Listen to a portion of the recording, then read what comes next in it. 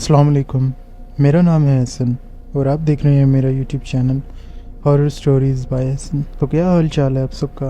उम्मीद करता हूँ सब खैरियत से होंगे, जहाँ होंगे खुश होंगे। वीडियो शुरू करने से पहले बताता चलूँ, मेरे चैनल को सब्सक्राइब करना ना भूलिएगा।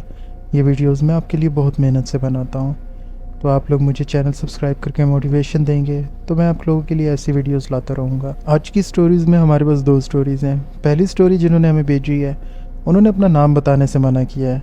उनके साथ जो वाक़या पेश आया है वो मरी का है। और दूसरी स्टोरी जिन्होंने हमें भेजी है उनका नाम कासिम है और वो रावलपिंडी में रहते हैं। तो बढ़ते हैं अपनी आज की स्टोरीज़ की तरफ। अस्सलाम वालेकुम। मैं लाहौर से ताल्लुक़ रखता हूँ और ये मेरे साथ वाक़या आया है पिछले साल। मैं अपनी वाइफ के साथ एक प्लान बनाता हूँ कि क्यों ना हम मरी चलें। मैं काम में मसरूफ़ रहने की वजह से काफ़ी टाइम से अपनी बीवी को टाइम नहीं दे सका था। हमारा एक बेटा है जो कि 1 साल का है, लेकिन हम लोग काफ़ी टाइम से कहीं नहीं जा सके थे। मेरा काम ही कुछ ऐसा है कि मुझे वक्त नहीं मिलता था। मैं अपनी बीवी से कहता हूँ कि मुझे कुछ छुट्टियाँ मिली हैं तो क्यों ना इन छुट्टियों में हम मरी चलें, तो वो भी कहती है कि ये अच्छा प्लान है। हम लोग लाहौर से शाम में निकलते हैं इस्लामाबाद के लिए। रात को हम इस्लामाबाद पहुँचते हैं तो हम सोचते हैं कि अब थोड़ा सा ही आगे मरी का सफ़र रह गया है तो क्यों ना हम लोग मरी ही चलें, फिर आराम से रात को वहीं पे स्टे करेंगे। हम लोग इस्लामाबाद से मरी की तरफ रवाना हो जाते हैं। ये तकरीबन रात के 1:30-2 का टाइम था। हम लोग मरी से आधा घंटा या घंटा ही पीछे रह गए होंगे अभी कि उस सुनसान रोड पे हमें एक औरत नज़र आती है जो सफ़ेद कपड़ों में खड़ी होती है। वो अपने हाथ से इशारा कर रही होती है जैसे उसे लिफ्ट चाहिए, लेकिन मेरी बेगम मुझे कहती है कि नहीं रोकनी गाड़ी, कोई पता नहीं ये लूट ना ले हमें। तो मैं उसको इग्नोर करके आगे निकल जाता हूँ। उस रोड पे कोई इंसान नहीं होता, कोई गाड़ी नहीं होती। बहुत टाइम बाद जाके कोई एक आध गाड़ी गुजरती हुई नज़र आती थी। तो हम लोग कोई 5 मिनट आगे गए होंगे कि अचानक फिर अब हमारे सामने 3 औरतें आ जाती हैं और वो तीनों औरतें ना उसी तरह से हाथ आगे दे रही जैसे उन्हें लिफ्ट चाहिए, और इन्होंने तीनों ने अपना मुंह छुपाया हुआ था। हमें थोड़ा सा अजीब लगा कि पहले वहाँ पे एक अकेली औरत खड़ी थी, अब यहाँ पे 3 औरतें। तो ये चक्कर क्या है, रात को इतनी बारिश भी हो रही है। मैं आपको बताता चलूँ कि बारिश भी उस वक्त बहुत तेज़ हो रही थी। उस बारिश में पहले वाली औरत भी खड़ी थी और ये औरतें भी खड़ी थी, तो बड़ी हैरानगी हुई हमें। तो मेरी बेगम ने कहा कि नहीं बस आप चुप करके चलते रहें, गाड़ी नहीं रोकनी। और मैंने ऐसा ही किया, मैंने गाड़ी नहीं रोकी। हम लोग आगे गए, थोड़ा सा आगे एक मोड़ आया तो अचानक से मुझे ख्याल आया कि हो सकता है कोई मजबूर औरतें हों या इस टाइम बहुत ही ज़्यादा उनको कोई एमरजेंसी हो जिस वजह से वो कहीं जाना चाहते हैं और उन्हें गाड़ी नहीं मिल रही। तो हम लोग ये फ़ैसला करते हैं वापस पीछे जाकर उनसे पूछते हैं कि क्या बात है। मैं ऐसा ही करता हूँ, मैं गाड़ी वापस टर्न लेता हूँ और तो उसी जगह पर जाता हूँ जहाँ वो 3 औरतें खड़ी होती हैं। मैं ज़्यादा आगे नहीं आया था, समझ लें 5 मिनट की ड्राइव पे आगे आया था। जब मैं पीछे जाता हूँ तो उस जगह को भी काफ़ी क्रॉस करके पीछे आ जाता हूँ, वहाँ पे कोई औरत नहीं होती। फिर मेरी वाइफ़ कहती है थोड़ा और आगे चलें, वो जहाँ पे एक पहले औरत खड़ी थी वहाँ पे। फिर हम उस जगह जाते हैं, वहाँ भी कोई औरत नहीं होती। तो बड़ी मतलब कि ना ऐसा ख्याल आ रहा था कि अभी तो वो यहीं थी, फिर कहाँ गई, और पीछे से कोई गाड़ी भी नहीं आई कि वो बैठी हो। तो मेरी वाइफ़ ने कहा हो सकता है उन्होंने उस साइड जाना हो जहाँ से हम आए हैं, तो शायद उनको लिफ्ट मिल गई हो। तो मैंने कहा कि हमें तो किसी गाड़ी ने भी क्रॉस नहीं किया, तो उनको लिफ्ट कहाँ से मिली होगी। तो ये सोच के भी थोड़ा सा मेरी वाइफ़ घबरा जाती है और मैं भी ज़रा हैरान हो जाता हूँ कि ये चक्कर क्या है। खैर बारिश इतनी तेज़ थी, हमने कहा कि अब बहुत टाइम हो गया और यहाँ रुकना ठीक नहीं है, हो सकता है कोई यहाँ गांव की हो, पहाड़ से ऊपर चली गई हो। तो मैं और मेरी वाइफ़ वापस यही सोचते हैं कि अब हमें आगे निकलना चाहिए और हम लोग निकल पड़ते हैं। अब हम लोग थोड़ा और आगे आते हैं जहाँ से हम वापस मुड़े थे। वहाँ पे एक टर्न आता है, उस टर्न से हम लोग जैसे ही थोड़ा सा ना चढ़ाई ऊपर चढ़ते हैं तो देखते हैं कि वही औरतें 3 की 3 वहाँ ऊपर खड़ी हुई हैं बिल्कुल कॉर्नर पे एक दीवार के साथ। वो जो जब हम लोग किसी पहाड़ी सफ़र में या मरी साइड जाते हैं तो एक तरफ पहाड़ होता है और एक तरफ नीचे खाई होती है। खाई के साथ एक लोहे के वो बैरियर से लगे होते हैं, दीवार सी बनी होती है, वो उनके साथ खड़े हैं जुड़ के। तो बड़ी हैरानगी हुई, लेकिन इस दफ़ा मेरी वाइफ़ ने कहा कि गाड़ी ना रुकना, ये कुछ मामला और लग रहा है, बस आप जाने दो। हम लोग मरी सिटी में पहुंच जाते हैं। हम लोग काफ़ी होटल्स ढूंढते हैं रहने के लिए, लेकिन हमें कोई होटल नहीं मिलता। मुश्किल से एक गेस्ट हाउस मिलता है, वहाँ भी बहुत कम लोग होते हैं। हम लोग वो होटल बुक कर लेते हैं। उसके बाद हम लोगों ने सोचा कि अब यहीं पे नाइट स्टे कर लेते हैं और कल हमने आगे भी घूमने जाना है। तो मैं और मेरी वाइफ़ हम लोग अपने रूम में चले जाते हैं। मेरी वाइफ़ और मेरा बेटा बेड पे लेट जाते हैं कि उसको सुलाना होता है। मैं सिगरेट पीने के लिए उस रूम की बैल्कनी में आता हूँ। वो बैल्कनी ऐसे है कि उस बैल्कनी से फ्रंट सारा नज़र आ रहा था, एक मतलब कि गार्डन सा था, गाड़ी की पार्किंग वगैरह, और उसके सामने वो मेन गेट भी नज़र आ रहा था जहाँ से रोड से हम अंदर उस गेट के अंदर एंटर होते हैं। और बाहर सामने बिल्कुल क्लियर वो रोड नज़र आ रहा था और तेज़ बारिश हो रही है। वो गेस्ट हाउस मेन सिटी से काफ़ी फासले पे था और बड़ा ही सेपरेट बना हुआ था। आसपास कोई होटल नहीं थे, कोई घर आबादी नहीं थे, बस सामने पहाड़, इधर भी पहाड़, पीछे भी पहाड़। और ये बैल्कनी ऐसी थी कि मैं वहाँ पे खड़ा होकर जहाँ सिगरेट पी रहा था, मुझे सामने क्लियर नज़र आ रहा था पार्किंग वाला जो उनका गार्डन सा बना हुआ था वो, उसके सामने जो मेन गेट था जहाँ से एंटर होते थे, और मेन गेट के साथ ही रोड थी, मेन रोड। और वो मतलब बड़ी ही क्लियर नज़र आ रही थी और बारिश बहुत तेज़ हो रही थी। तो मैं सिगरेट पीते पीते मेरा ध्यान उस तरफ जाता है, मैं क्या देखता हूँ, वही तीन औरतें पैदल चल के आ रही हैं रोड के पास, और वो बिल्कुल जो हमारा गेस्ट हाउस था उसके गेट, मेन जो गेट था उसके सामने खड़ी हो गई, और वो मुझे मुसलसल देख रही हैं। तो मैं पहले मतलब कि बड़ा घबरा गया, मैं फ़ौरन भाग के अंदर आया, मैंने अपने बीवी बच्चों को देखा, तो मैंने देखा मेरी बीवी सो चुकी थी, मेरा बच्चा भी सो चुका था। अब मैं वापस आता हूँ बैल्कनी में और देखता हूँ वो फिर गायब हो गई। उफ, मैं आपको बता नहीं सकता कि मेरी वहाँ पे क्या कंडीशन होने लग गई थी। मुझे ये फील हो रहा था कि ये चक्कर क्या है कि ये इतना दूर हम इनको छोड़ आए थे, इतना दूर जिसमें गाड़ी पे भी हमें आधा एक घंटा और इससे ज़्यादा टाइम लग गया, और मुसलसल चढ़ाई, तो इतना जल्दी ये पैदल यहाँ पे कैसे पहुँच गई। यहाँ पे इनको कोई किसी ने लिफ्ट दे के नहीं उतारा ना कुछ, ये उस रास्ते से आके यहाँ तक पहुँच गई हैं, और अभी पहुँच के यहाँ पे सामने खड़ी थी और अचानक से गायब हो गई। तो मेरा ना दिमाग बड़ा ही मतलब कि उलझ सा गया बहुत सी सोचों में कि ये आखिर हो क्या रहा है। मैं अपना सिगरेट ख़त्म करता हूँ और अब मैं अंदर आके ना अपनी वाइफ के पास लेट जाता हूँ और मैं अपना मोबाइल यूज़ करने लगता हूँ। कोई 15-20 मिनट गुजरे होंगे कि मुझे फ़ील होता है जैसे मेरा जो दरवाज़ा है रूम का उसके बाहर कोई चहलकदमी कर रहा है। मुझे लगा शायद कोई स्टाफ का बंदा होगा, तो मैं उठ के देखता हूँ और मैं पूछता हूँ कि ये माजरा क्या है। मैं जैसे ही दरवाज़ा खोलता हूँ अचानक से देखता हूँ उस लॉबी में पूरा अंधेरा होता है और कोई बंदा नहीं होता। मैं रिसेप्शन पे फ़ोन करके पता करता हूँ कि अभी कोई ऊपर आया था।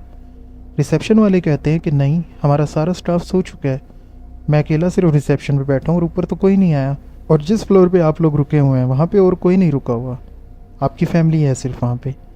बस उसके ये कहने की देर थी कि मेरी हालत बड़ी अजीब होने लग गई कि ये कहीं वही औरत तो नहीं थी। अब मैं अपने रूम को लॉक कर लेता हूँ और मैं जाके वो बैल्कनी का जो दरवाज़ा था उसको बंद करने के लिए जाता हूँ। एहसन भाई, दिल फट जाने वाला मंजर था जब मैं बाहर की तरफ एक नज़र घुमा के देखता हूँ तो वो तीन औरतें गेट से अंदर आ चुकी थी, और वो जो सामने गार्डन सा था प्लॉट, वहाँ खड़े होके मुसलसल मुझे घूर रही थी। और उनमें से एक औरत स्माइल कर रही थी, और जब मैंने उसका चेहरा देखा वो तो वही औरत थी जो हमें पहले एक नज़र आई थी अकेली। ओ मेरे खुदाया, मैं परेशानी से वहाँ पे पसीने पसीने हो गया, हालांकि सख्त सर्दी थी। मैंने सोचा ये शायद मैंने इनको लिफ्ट नहीं दी और ये कोई और ही मखलूक है और इसने अब हमारा पीछा नहीं छोड़ना, ये तो वहाँ तक आ गए हैं जहाँ पे हम लोग रह रहे हैं और इन्हें सब कुछ पता है। मुझे अपना तो कोई वो नहीं था, मुझे मेरी बीवी और बच्चे की टेंशन थी कि कहीं उनको ना नुकसान पहुँचा दे। मैं अपने इस दरवाज़े को बंद करता हूँ, मैं आके अपनी बीवी के पास लेट जाता हूँ और मुझसे जो पढ़ाई होती है मैं वो पढ़ने लग जाता हूँ। मेरी वाइफ उठ के पूछती है कि क्या हुआ। मैं उसे कुछ नहीं बताता। मैं कहता हूँ कि कुछ नहीं, बस मुझे नींद नहीं आ रही, थकावट इतनी हो चुकी है कि मुझसे सोया नहीं जा रहा। मैं उसे ये कहता हूँ, वो फिर से सो जाती है। अब मुझे टेंशन लगी हुई थी बार बार कि मैं उठ के देखूँ कि आखिर वो कहाँ हैं, चले गए हैं या अभी भी वहीं खड़ी हैं वो। क्यूरोसिटी से मेरा दिमाग ख़राब हो रहा था कि मैं अचानक उठ के ज़रा सा पर्दा हटा के देखता हूँ तो मुझे वहाँ कोई नज़र नहीं आता, कोई भी नहीं होती। मैं थोड़ा सा शुक्र अदा करता हूँ कि शायद चली गई हैं। हसन भाई, मेरा इतना देख के वापस आना ही होता है कि मुझे अचानक बाहर से ना एक चीख की आवाज़ आती है, बड़ी ही ख़तरनाक चीख। उफ, वो चीख ऐसी दर्दनाक चीख थी कि जिससे मेरी बीवी की भी आंख खुल गई, और वो मुझसे पूछती है कि ये आवाज़ सुनी आपने, ये कैसी आवाज़ थी। मैं उसे थोड़ा सा ना दिलासा दे के कहता हूँ कि नहीं, कोई आवाज़ नहीं थी। वो कहती है नहीं, मैंने सुनी है, मैं नींद में थी, उसी से तो मेरी आंख खुली है। मैं कहता हूँ नहीं, तुम्हारा वहम होगा, तुम सो जाओ। तो वो कहती है अच्छा ठीक है, और वो फिर वापस सोने लग जाती हैं। क्योंकि मैं उनसे डराना नहीं चाह रहा था, मेरा छोटा 1 साल का बेटा था जिसके ऊपर बहुत असर पड़ सकता था अगर मेरी बीवी डर जाती। तो मैंने फिर ये सोचा कि अब मैं सोऊंगा नहीं, अब मैं सारी रात यहीं पे रहूँगा, जैसी सुबह होती है तो बस यहाँ से निकलूँगा, ये जगह कुछ ठीक नहीं है। एहसन भाई, ये तो अभी रात का आधा पहर था, हमें अभी आधी रात यहाँ पे और गुजारनी थी। मैं बैठा हुआ यही सब बातें सोच रहा होता हूँ कि मुझे वायर से आवाज़ आती है मेरा नाम लेकर। मैं अपना नाम तो नहीं बताना चाहूँगा, लेकिन उसने मेरा असली नाम लेके मुझे पुकारा। मैं बड़ा डर के हिम्मत करके उस बैल्कनी की तरफ जाता हूँ और दरवाज़ा खोल कर देखता हूँ एहसन भाई वो सामने तीनों खड़ी मुझे बुला रही हैं, अपने हाथ से इशारा कर रही हैं। ये मंज़र देख के अब मेरी हालत ऐसी कुछ हो गई थी कि मैं अपने ना सेंसेस से बाहर हो रहा था। मुझे लग रहा था कि ये अब मेरे लिए शायद बहुत बड़ा मसला बन सकता है मेरी फैमिली के लिए। एहसन भाई मैं हिम्मत करके उस बैल्कनी से उनको आवाज़ लगा के पूछता हूँ, कौन हो तुम लोग? मुझे क्यों बुला रही हैं आप? और आप हमारा पीछा क्यों कर रही हैं? एहसन भाई मेरा बस इतना कहने की देर थी, थोड़ा सा ऊंची आवाज़ में उससे एक औरत जो थी वो उड़ कर ना, मतलब कि आप उसे बड़ा सा जंप कहें या उड़ कर वो उस दरवाजे से बाहर चली गई जो मेन गेट था। मतलब कि ऐसा नहीं था कि वो उधर गेट पे गई और उसने वो गेट खोला और निकल गई, वो उसके ऊपर से अजीब सा जंप मार के बाहर चली गई। और ये मंज़र देख के एकदम मेरे दिल को ना बड़ा ज़ोरदार झटका लगा कि मुझे शायद हार्ट अटैक भी आ सकता था वो मंज़र देख के। और जब मेरी मतलब कि आंखें खुली की खुली रह गई ये देख कर, तो वो जो दो औरतें अब खड़ी थी वो मुझे देख के मुस्कुरा रही थी। और उनमें से एक औरत मुझे कहती है मेरा नाम लेकर कि तुम्हारी किस्मत अच्छी है कि तुम बच गए हो और वहाँ रुके नहीं हो और यहाँ आके छुप गए हो, नहीं तो हम तुम्हें बताती कि तुम्हारे साथ होना क्या था। उफ, ये उसका कहना था कि अब मुझे लग रहा था अब ये मुझे धमकी दे रही हैं और ये मुझे शायद यहाँ से निकलने भी नहीं देंगी। मैं इतनी सोच में था कि मैं अपनी नज़रें उठा के वापस देखता हूँ तो वो दोनों गायब हो चुकी होती हैं। अब मैंने रिसेप्शन पे कॉल की, वहाँ से बंदा नीचे से ऊपर आया, उसको मैंने ये सारा माजरा बताया, मेरे साथ ये हो रहा है। वो बंदा बताता है कि ये सिर्फ आपके साथ नहीं हुआ, ये बड़े लोगों के साथ हुआ है। इनको ये तीन औरतें नज़र आई हैं, कभी किसी को एक नज़र आती है, कभी किसी को दो। तो आप ये पहले नहीं हैं, ये बड़े लोगों को डरा चुकी हैं। ये कोई बड़ी पुरानी चुड़ैलें हैं यहाँ की, और ये आज से नहीं, ये हम बड़े बचपन से सुनते आ रहे हैं, लेकिन इन्होंने कभी किसी को नुकसान नहीं दिया। बस ये इंसान को ऐसा डरा देती हैं कि उसकी जान निकाल लेंगी। ये सब सुनने के बाद मैं यही फ़ैसला करता हूँ कि बस थोड़ी सी रोशनी हो सुबह की और हम लोग निकलें। तो ऐसा ही जैसे फिर रोशनी होती है, मैं अपनी बीवी को कुछ नहीं बताता और हम लोग वापस निकल आते हैं। अभी तो हमने 2-3 दिन और ठहरना था और आगे भी जाना था, लेकिन हम लोग वापस निकल आते हैं लाहौर के लिए। और मेरी बीवी मुझसे बड़ा पूछती रही है कि आखिर हुआ क्या, क्यों हम लोग वापस निकल आए, हमने तो रहना था। और उसे मैं बताता हूँ कि मुझे बहुत तेज़ बुखार है, मेरी तबीयत ठीक नहीं है, इसलिए मैं यहाँ नहीं रुक सकता। जब वो मुझे चेक करती है तो मुझे वाकई सच में बुखार था एहसन भाई, बहुत तेज़ बुखार था। हम लोग पास के क्लिनिक में पहले सुबह डॉक्टर के पास जाते हैं और मुझे 104 का बुखार होता है। डॉक्टर कहते हैं आपको सफ़र नहीं करना चाहिए, आप रेस्ट करें फिर आप सफ़र कीजिएगा। लेकिन मैं कुछ सोचे समझे बगैर उसी हालत में अपना वापसी का सफ़र तय करता हूँ। तो ये मेरी एक स्टोरी थी जो आज तक मेरे साथ जुड़ी हुई है और मैं इसको भुला नहीं पा रहा, तो मैंने सोचा आपसे शेयर कर लूँ। तो बहुत शुक्रिया आपने अपनी स्टोरी हमसे शेयर की, उम्मीद करता हूँ हमारे व्यूवर्स को पसंद आएगी। बढ़ते हैं अपनी दूसरी स्टोरी की तरफ।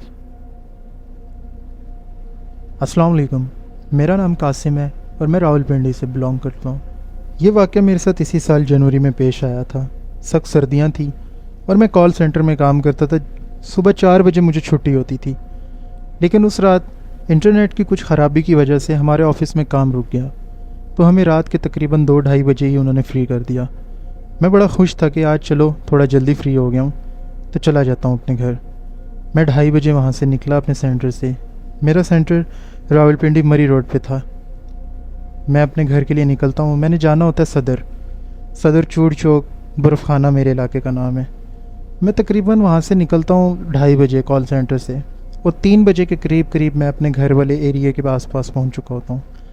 वहाँ पे एक गली है जो रात को बड़ी मतलब अंधेरे वाली पाई जाती है, और कहा जाता था शुरू से कि इस गली में कुछ असरात हैं।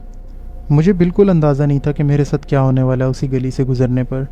मैं अपने घर की तरफ जा ही रहा होता हूँ कि मैं अचानक उस गली से गुज़रने वाला होता हूँ। वो गली जैसे ही शुरू होती है मेरा वहाँ बाइक बंद हो जाता है। मैं बड़ी कोशिश करता हूँ बाइक स्टार्ट करने की, पेट्रोल चेक करता हूँ, सब कुछ ठीक होता है, लेकिन मेरा बाइक स्टार्ट नहीं होता। और मेरे वहमो गुमान में भी नहीं था कि मैं उस गली में खड़ा हुआ हूँ। मतलब कि मैं थक भी चुका था और मुझे थोड़ी सी ये भी खुशी थी कि जल्दी फ्री हो गया हूँ। अचानक से ना मुझे एक छोटा सा पत्थर आकर लगता है। तो मैं पीछे देखता हूँ कि किसने मारा, तो वहाँ कोई नहीं होता। अचानक से मुझे एक और पत्थर लगता है अब दूसरी तरफ से। एहसन भाई अब ये वो वाली तरफ थी जिसमें आगे पूरी गली नज़र आ रही है, जिसमें से मैंने अभी गुजर के जाना था। जब मुझे पहला पत्थर पड़ा है वो पीछे जो मोड़ मैंने मुड़ा था गली में एंटर होने के लिए, वहाँ से पड़ा। अब जब मैं उस तरफ देखता हूँ गली की तरफ कि मुझे पत्थर कहाँ से पड़ा है, आसपास कोई घर नहीं था कि लगे किसी ने छत से फेंका है या इधर उधर से। तो एहसन भाई जैसे ही मैं उस गली की तरफ देखता हूँ मुझे अचानक झटका लगता है याद करके कि मैं तो उस गली में खड़ा हूँ जहाँ पे मसले मसाइल हैं, और रात के सबसे ख़तरनाक टाइम पे। एहसन भाई ये सोच के मेरे अंदर एक सर्दी की लहर उठती है, और मतलब कि ऐसे फील होता है जैसे अब मैं ना बेहोश हो जाऊँगा अभी। मैं सोचता हूँ कि मैं अगर वापस पीछे जाऊँ मोटरसाइकिल को पकड़ के पैदल, तो ये मुझ पर हमला करके मुझे मार सकती है, जो भी चीज़ है। और अगर मैं इस गली की तरफ आगे जाता हूँ तो पूरी गली को गुजरना पड़ेगा क्रॉस करके। ये सोच सोच कर मेरा दिमाग फटे जा रहा था। मैंने अपना मोबाइल निकाला कि मैं घर में किसी को कॉल करके बुलाऊं कि मुझे इस गली तक लेने आए। मैं अपने भाई को कॉल करता हूँ, वो कॉल नहीं उठाता। मैं अपने फादर को कॉल करता हूँ, वो भी नहीं उठाते, क्योंकि वो सो चुके हैं, उन्होंने सुबह जल्दी उठना होता है। तो अब मैं बहुत ज़्यादा परेशान था, मैं करूँ तो क्या करूँ, मुझे कुछ समझ नहीं आ रही थी। मैं हिम्मत करता हूँ कि गली थोड़ी सी है, एक दफ़ा क्रॉस कर ली तो फिर मसला नहीं, आगे घर आबादी वगैरह है। कुछ पढ़ा के मैं आगे से निकल जाता हूँ, और मैं ऐसा ही करता हूँ। मैं पढ़ाई शुरू कर देता हूँ और साथ साथ बाइक लेके पैदल चलने लगता हूँ। एहसन भाई जैसे ही वो मैं आधी गली क्रॉस करता हूँ, अचानक से ना कहीं से बिल्लियों की और कुत्तों की बहुत ज़्यादा रोने की आवाज़ें आने लग जाती हैं। हालांकि मैं पीछे से गुजर के आया, वहाँ कोई ऐसे जानवर नहीं थे। आगे भी मुझे जहाँ तक पता था कोई इतने जानवर नहीं हो सकते। तो ये आवाज़ें कहाँ से आ रही हैं? वो इतनी ज़्यादा रोने की आवाज़ें होने लगी कि मैं डर के ना अपना बाइक वहीं पे छोड़ के थोड़ा सा पैदल आगे भागा, तो मुझे पीछे से एक आवाज़ आती है मेरा नाम लेकर, कासिम रुको तो सही, कहाँ जा रहे हो, मुझसे मिलोगे नहीं? और वो साथ ही हंसने लगती है। एहसन भाई मैं जितना तेज़ दौड़ सकता था मैं वहाँ से भागा, मेरा सांस फूला होता और मैं ऊंचा ऊंचा पढ़ाई कर रहा था। कैसे तैसे मैं वो गली को क्रॉस करके निकला। आगे मैं आया तो एक तंदूर आता है, जो वो भी सुबह नाश्ता लगाने के लिए अपनी तैयारी कर रहे थे। वहाँ पे 3 लोग थे। वो मुझसे पूछते हैं क्या हुआ, क्योंकि वो मुझे जानते थे। अक्सर मैं उनसे रोटियाँ वगैरह लेने आता था। मैं उनको सारा माजरा वाक़या बताता हूँ, तो वो कहते हैं तुम्हारा दिमाग ख़राब है कि तुम रात की इस वक्त उस गली से आ रहे हो। तो मैं बताता हूँ कि मैं बिल्कुल भूल चुका था।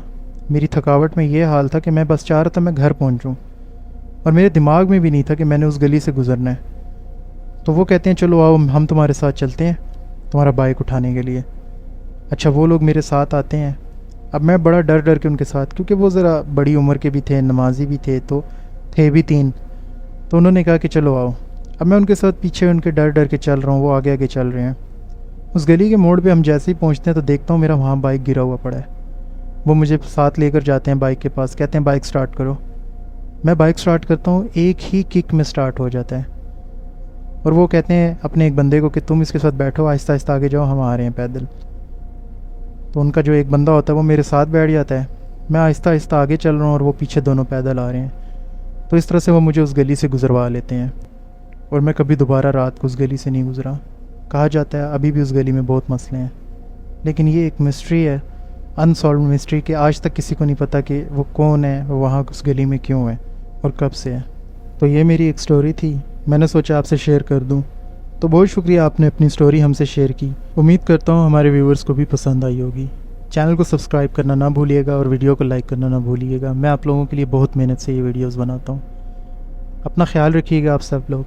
मिलते हैं फिर किसी और वीडियो में, तब तक के लिए अल्लाह हाफिज़।